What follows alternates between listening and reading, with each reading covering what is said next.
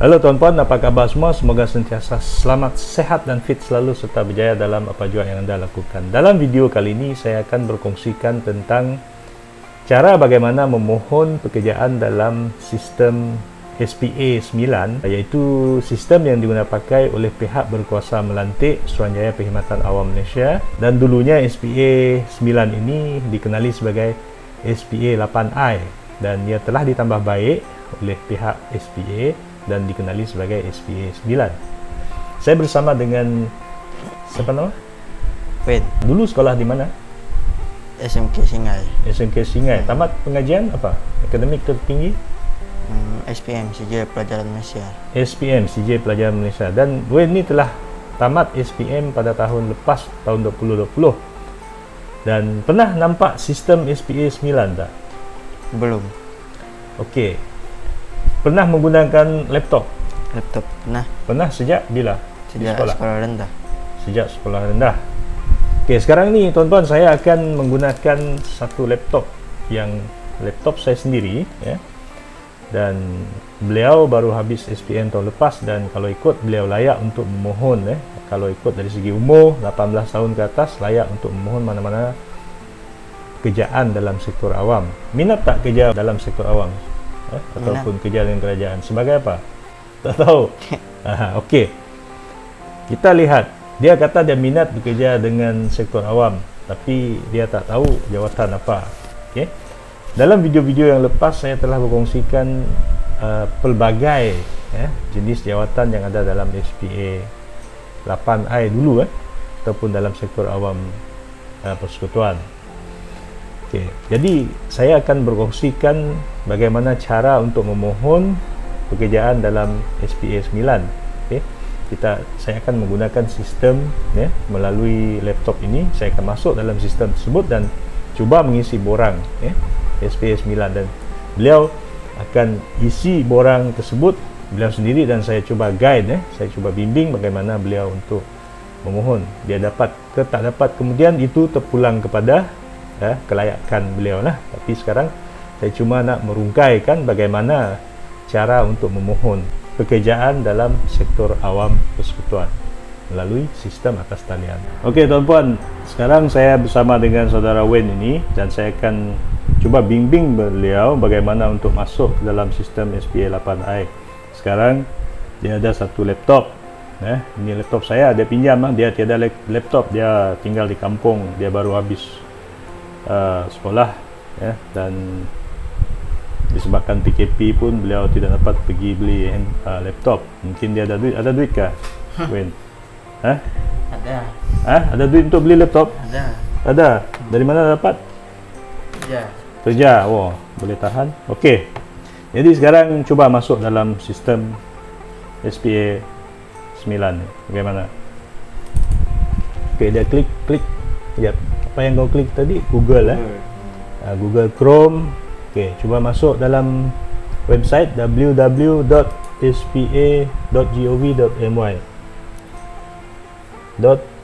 .spa klik. gov.my. Yes. Okey, masuk dalam tu, enter saja. Enter saja. Tekan enter. Okey, dia tekan enter, dia akan keluar, dia akan pergi. Jadi nampak tak? Okey, ini adalah portal rasmi SPA, Suruhanjaya Perkhidmatan Awam Malaysia. Okey, cuba masuk dalam yang ada macam topi. Ni masuk sini. Okey, klik. Okey, di situ dia akan keluar pemohon pekerjaan. Jadi klik. Dalam ruangan ini kita akan ada pemohon pekerjaan, latihan separuh perbuatan. Okey, cuba turun bawah. Cari. Semua ada dalam ni. Okey. Pertanyaan, soalan lazim, naik atas lagi. Mana dia? Pemohon pekerjaan. Okey, klik pemohon pekerjaan. Atas tu. Sini. Okey. Klik. Cepat. Okey, klik ke sistem pendaftaran pekerjaan. Okey. Sistem pendaftaran pekerjaan ni dia akan keluar borang. Okey. Okey, di sini log masuk pemohon. Okey. Ini log masuk pemohon ni adalah untuk bagi sesiapa yang telah daftar lah. Okey. Jadi klik pendaftaran pengguna. Ini untuk pengguna pertama kali. Okey, pendaftar. Okay, klik di sini. Di sini anda akan masukkan maklumat-maklumat peribadi lah, seperti nombor IC, nama penuh, nombor telefon, email. Alamat email adalah email yang diguna pakai, ya, yang aktif. Ada email? Ada. Ada email. Beliau ada email. Okey, bagus. Okey. Jadi nombor telefon pun ada kan? Okey. Jadi di sini anda perlu masukkan semua maklumat-maklumat peribadi untuk daftar pengguna. Okey, masuk. Nama dulu, nombor kad pengenalan. Masukkan nombor kad pengenalan. Okey, nama penuh seperti dalam MyCard, nombor telefon, isikan semua maklumat, kata laluan untuk sistem. Tapi email, pastikan email anda boleh dimasuki. Kalau tak boleh masuk, kena set lah, reset. Klik persetujuan tadi tu, klik. Okey, lepas tu daftar. Okey, sekarang kita tengok pendaftaran. Pendaftaran tidak berjaya. Sila masukkan kembali nombor kad pengenalan, nama penuh mengikut maklumat pengenalan anda. Okey, cuba masuk lagi sekali. Nombor IC tadi betul? Tanpa singkang. Salah tu. Salah nama dia. IC. Nombor IC dia salah. Okey. Pastikan nombor IC betul. Daftar. Anda memberi maklumat persetujuan anda jika anda ingin memohon pendaftaran, memberi persetujuan, ya. Itu isi tu. Masuk.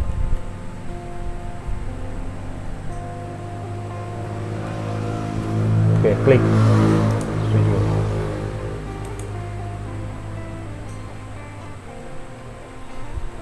Okey, cek password dulu, pastikan. Okey, jadi nombor IC adalah ID. Okey, dan password, ingat password. Lepas tu never save, don't save, simpan saja. Don't save your password, never. Okey. Pendaftaran akaun baru SPA Berjaya. Jadi ini hanya pendaftaran akaun.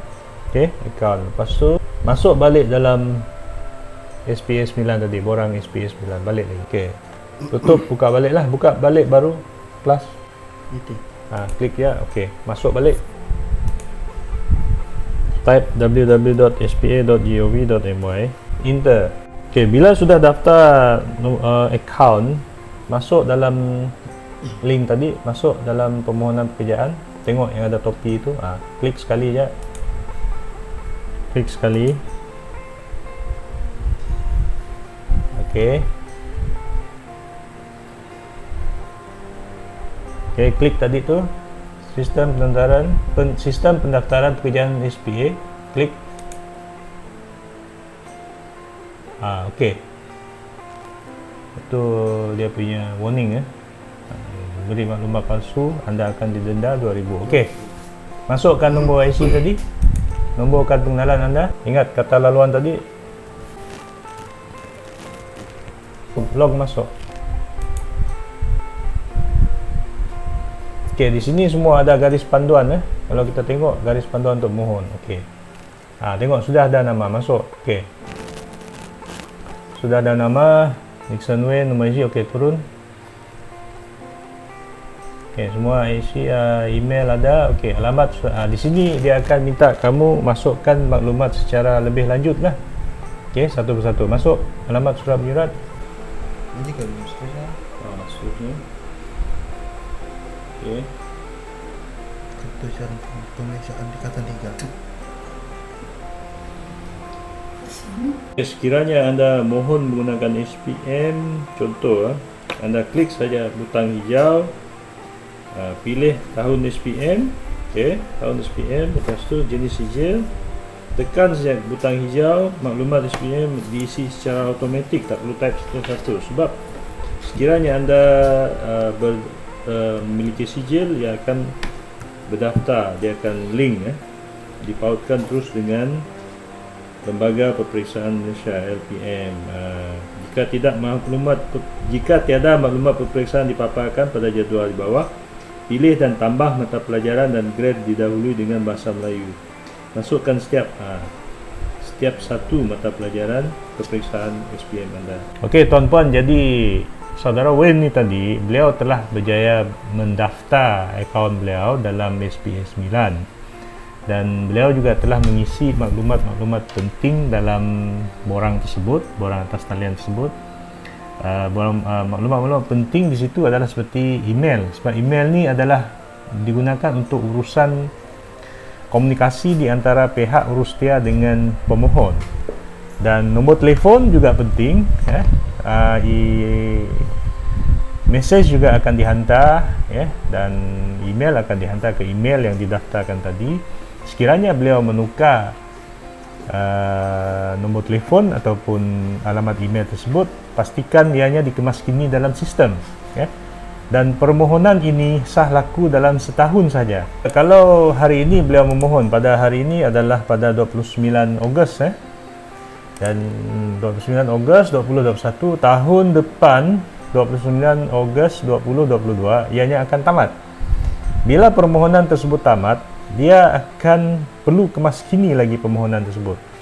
Dan jenis-jenis jawatan yang boleh dimohon, ada banyak jenis dalam sistem tersebut yang ditawarkan sepanjang masa. Contohnya kalau PMA dan SPM, beliau punya akademik adalah setakat SPM paling tinggi, beliau ada PTK 3. Jadi dia boleh mohon maksimum 15 jawatan, 15 jawatan bertaraf PT3 dan juga bertaraf SPM. Mana-manalah, kalau 10 bertaraf SPM, 5 bertaraf PT3 pun boleh. Jangan lebih daripada 15. Okey. Jadi sekarang beliau tengah mengisi jawatan-jawatan di ruangan bahagian akademik SPM tadilah. Okey, teruskan. Okay, baiklah tuan-puan, terima kasih kerana sudi bersama dengan saya dan juga kami sehingga ke hujung sesi perkongsian ini. Saya telah berkongsikan tentang sedikit cara bagaimana untuk mengisi borang SPS 9 melalui atas talian ini, dan ini adalah Rick yang juga belajar yang pertama kali menggunakan sistem SPS 9, dan yang tadi saudara Wen dah berjaya mendaftar akaun beliau dan berjaya memohon 15 jawatan dalam borang SPS 9.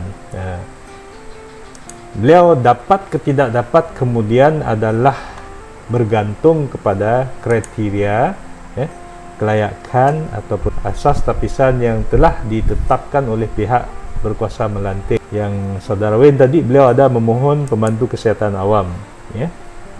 Dari segi apa yang saya lihat, sijil akademik beliau ada PT3 dan juga SPM, dan beliau telah mengisi ada 14 lagi jawatan lain, dan beliau akan menunggu pihak urustia untuk memproses ataupun sistem akan proses dari segi kelayakan akademik.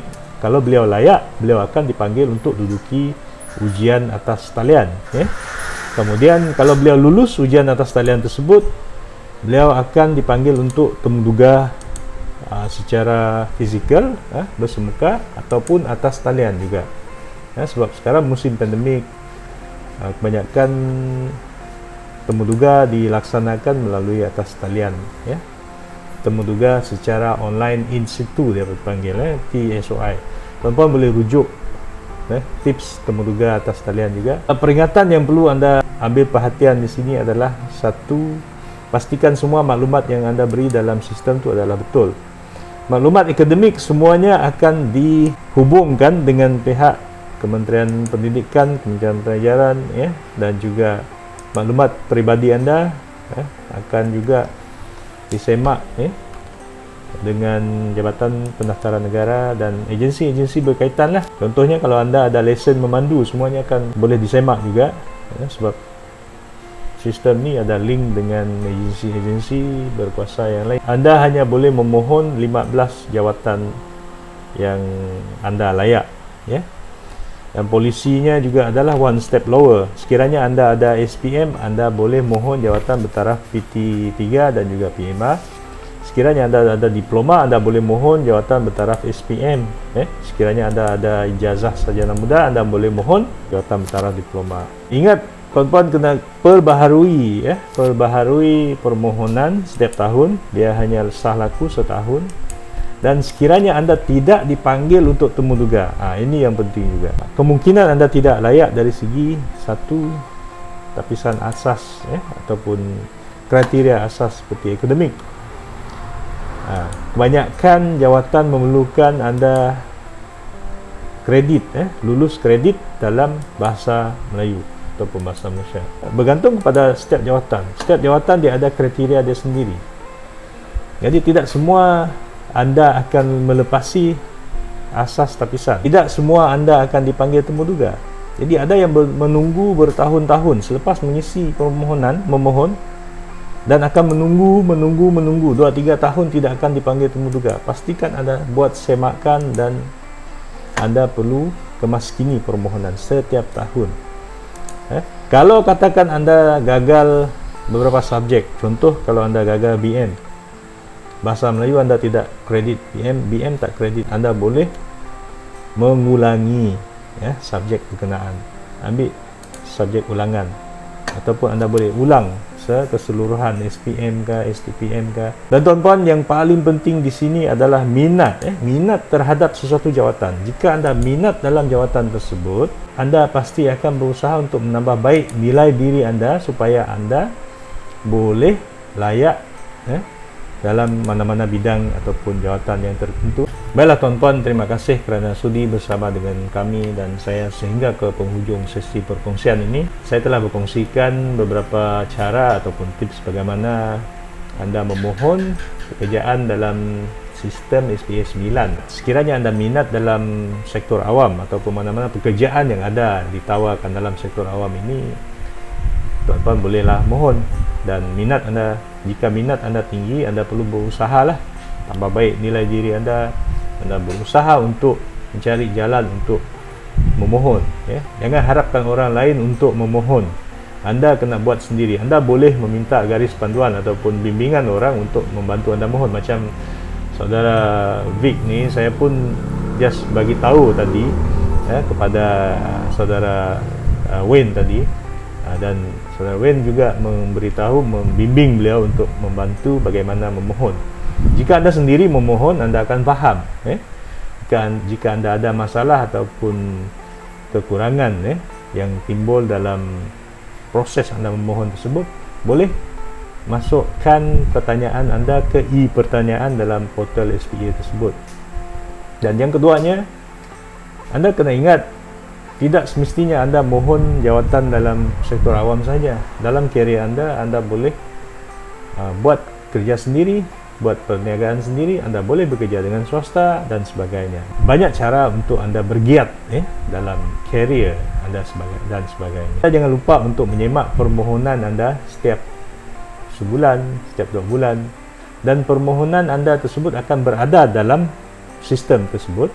Sekiranya ada dibuka mana-mana kekosongan dalam setiap jawatan tersebut, anda akan dipanggil untuk ujian atas talian, ataupun permohonan anda akan ditapis. Sekiranya anda layak untuk mana-mana jawatan yang anda mohon tadi, anda akan dipanggil untuk ujian atas talian bila perlu, ataupun anda terus dipanggil temu duga, ujian fizikal dan sebagainya, bergantung pada jawatan yang anda mohon lah.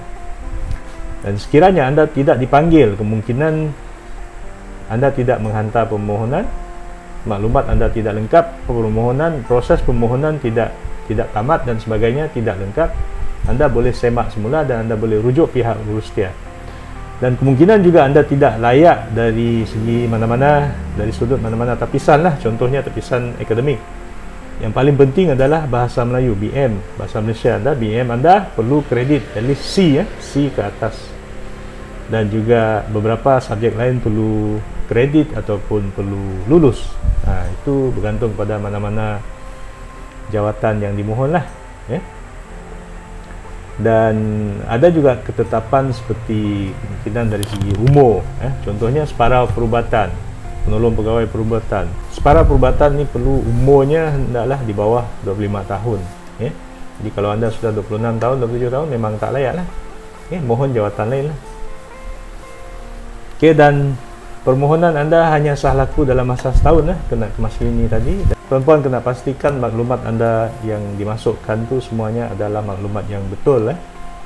Sekiranya anda memberi maklumat yang salah, anda boleh didakwa, anda boleh didenda juga. Baiklah tuan-tuan, terima kasih kepada anda semua. Semoga anda semua sentiasa selamat, sehat dan fit selalu serta berjaya dalam apa jua yang anda lakukan. Sekian, terima kasih. Kita jumpa lagi.